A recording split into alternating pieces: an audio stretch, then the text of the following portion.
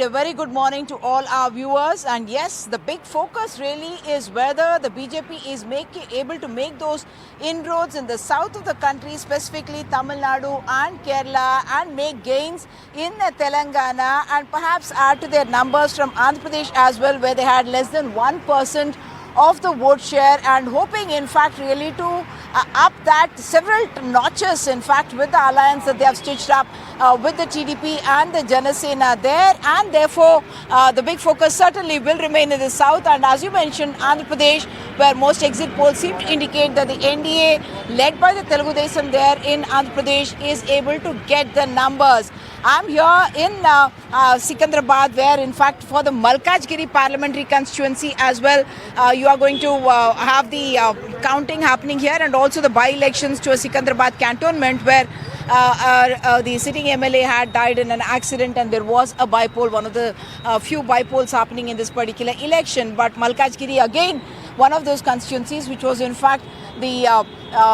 sitting MP happens to be the Chief Minister Revanth Reddy, and the person who's fighting there is Itala Rajender, a BJP leader who would be hoping for a seat in the central government once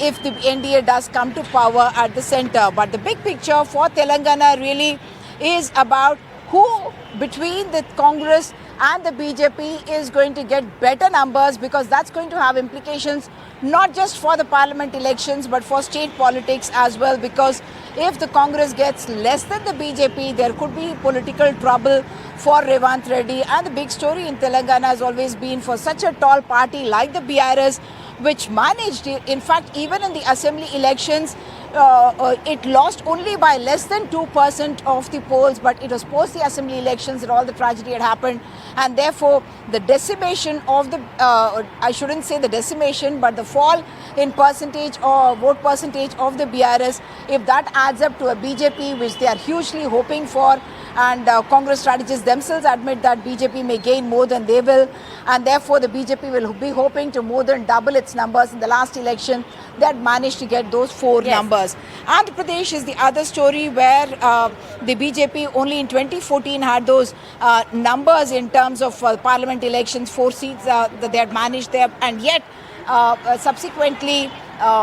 they have not had a presence there, and it is this alliance that they are hoping will be able to give them the seats. Tamil Nadu and Kerala, the other big states where the BJP is hoping to make gains, and certainly the kind of the Prime Minister in fact has made as many as 30 visits to Tamil Nadu, and that big focus on Tamil Nadu. Back to you.